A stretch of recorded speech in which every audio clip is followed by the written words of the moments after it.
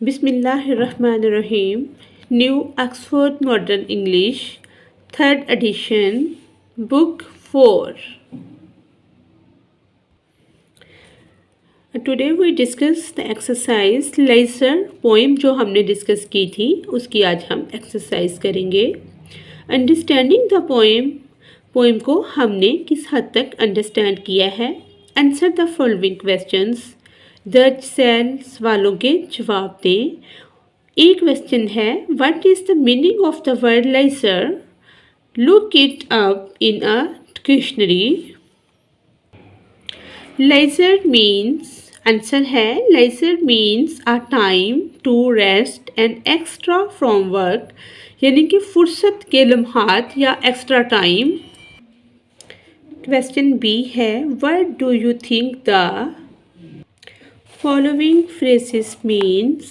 Full of care, streams full of stars, broad daylight.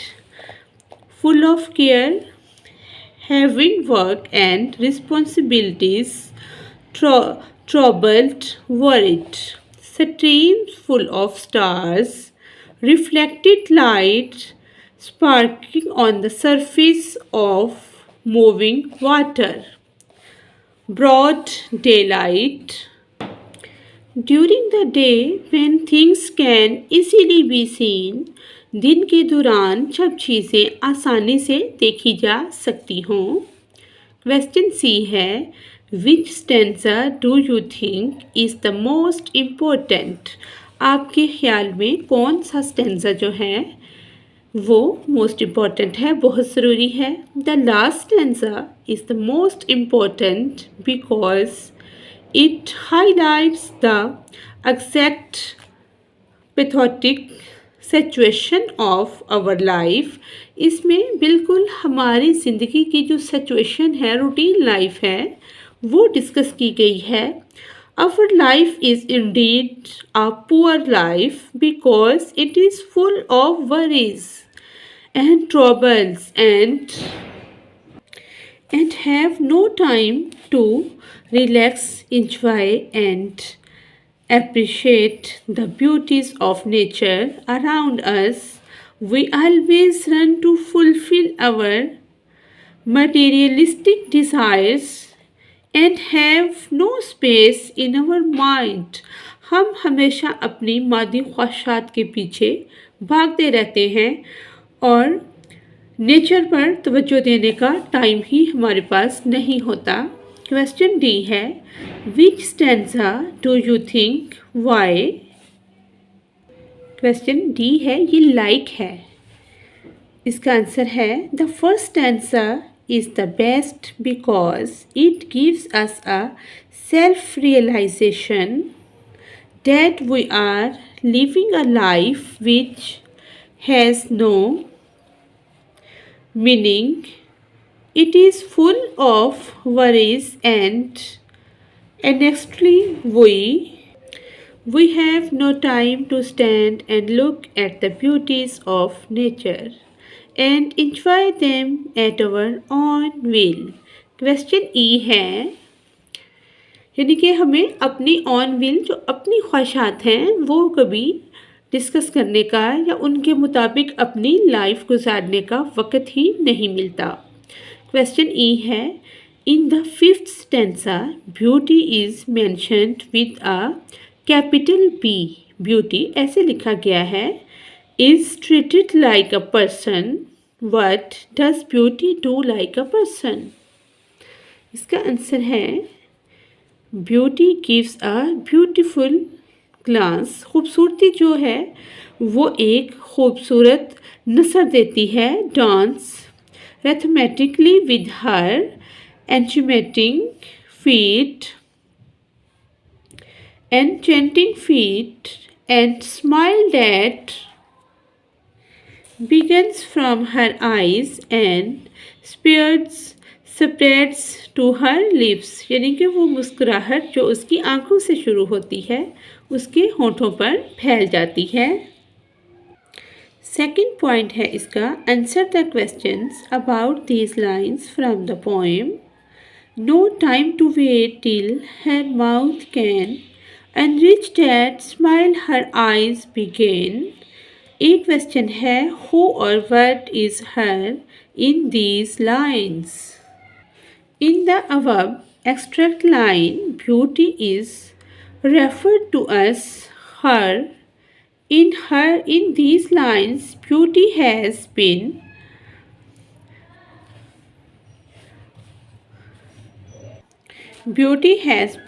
personified, that is, human qualities have been attributed to the beauties of nature. Question B है what should there be time for. इसका answer है there should be time to stand look and appreciate the beauties of nature that exists all around us. exist जो कि वजूद रखती हैं हमारे इर्द गिर्द. क्वेश्चन ई है what does the word enrich mean. The word enrich mean to intensify or improve the quality of something. B point है वर्किंग विद वर्ड्स, लफ्ज़ों के साथ काम करना. In the sixth verse you will find the word enrich. This word means make richer or make better in quality. The letters E and R joined to the word rich. This is word in is a prefix.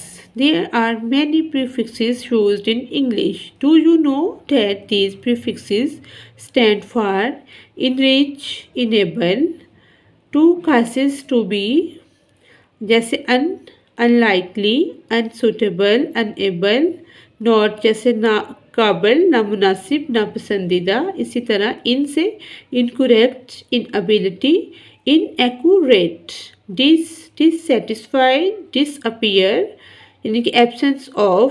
Copy the prefixes and words into your notebook. Add more words to each list. ये हमने en, enrich, enable, enact, enlarge, in number, in cap. ये number and cap. Un से unlikely, unsuitable, unable, undo, unadapted, unfair. In से incorrect, inability, inaccurate, inactive, inanimate, inaudible, inaudible इसको हम पढ़ेंगे dish से है dissatisfied, disappeared. ये दो तो उधर थे, ये हमने एक्स्ट्रा लिखे हैं. disconsolate, dislocated, disable.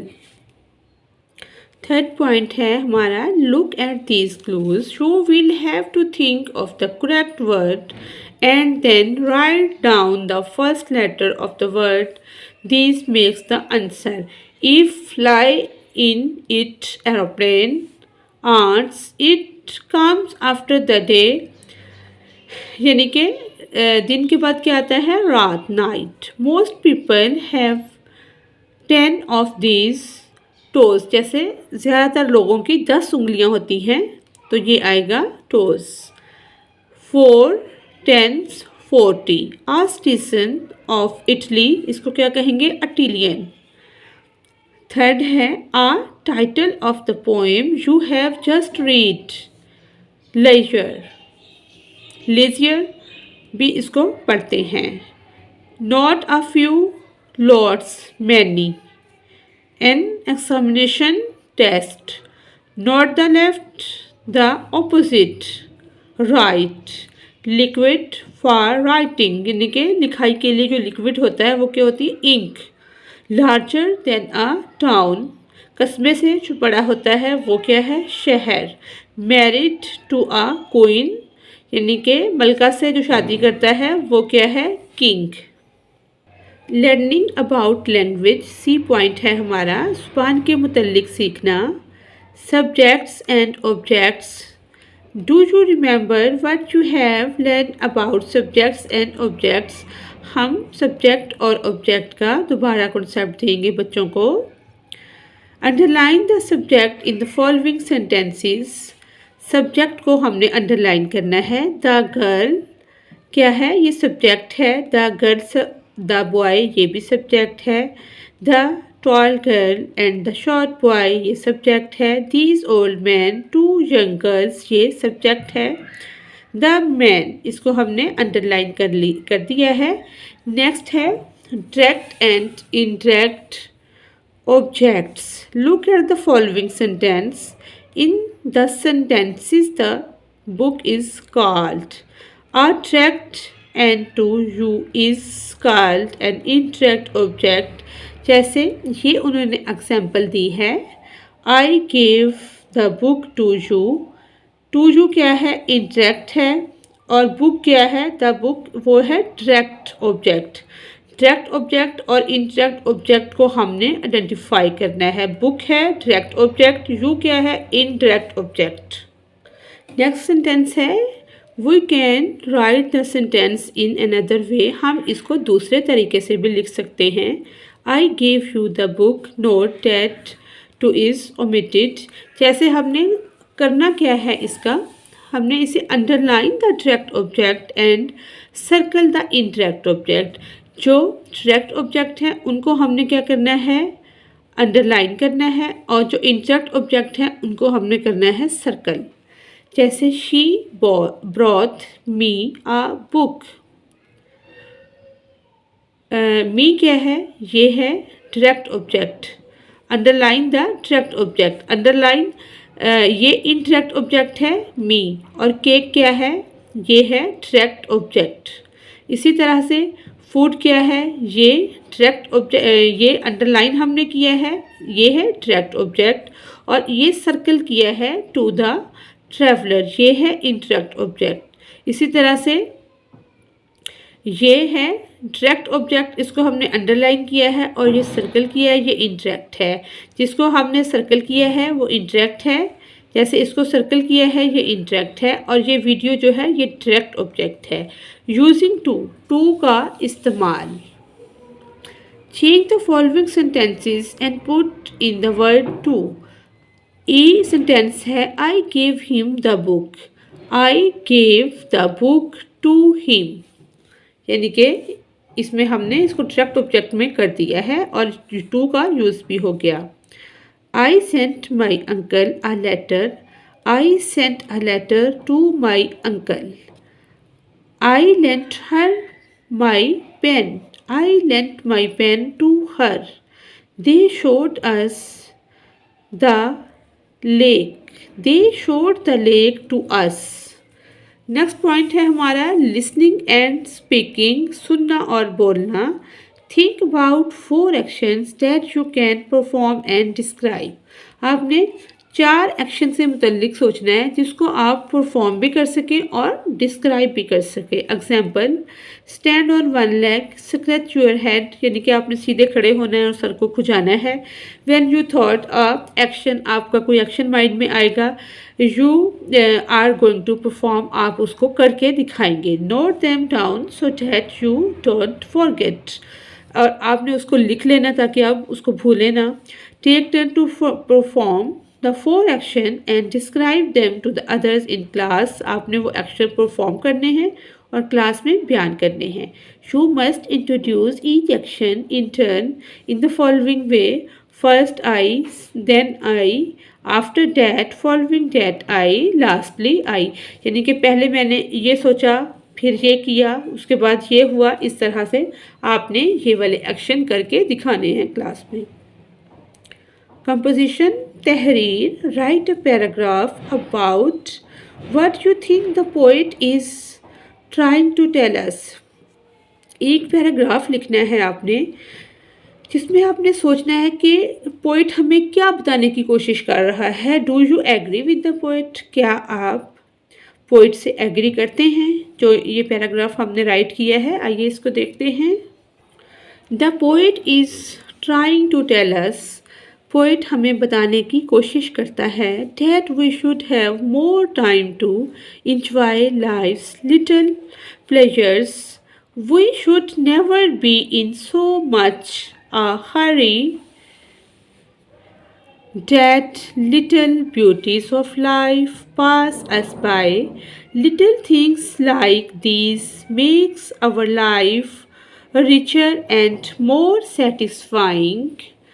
We should always find time for them. हमें हमेशा उसके लिए वक़्त निकालना चाहिए. Yes, I do agree with the poet. जी मैं शायर से इत्फाक करता हूँ या इससे मैं एग्री करता हूँ. समरी, इस पोएम की हमने समरी भी लीजियर की लिखी है. The poem leisure written by William Henry Davies convey a beautiful message, जिन्होंने एक बहुत अच्छा मैसेज कन्वे किया है on how we are busy in our life and have no time to admire our nature and surroundings. हमारे पास तारीफ़ करने का वक़्त नहीं है. जो चीज़ें हम अपने इर्द गिर्द में देखते हैं या जो नेचुरल ब्यूटी है, कुदरती मनाज़र लाज़िम नहीं है कि उसके लिए आप सैर व तफरीह के लिए निकलें. आप डूबते हुए सूरज को देखें, निकलते हुए सूरज को देखें, चाँद सितारों को देखें, आसमान से रात को ब्लू आसमान जो है उसको देखें.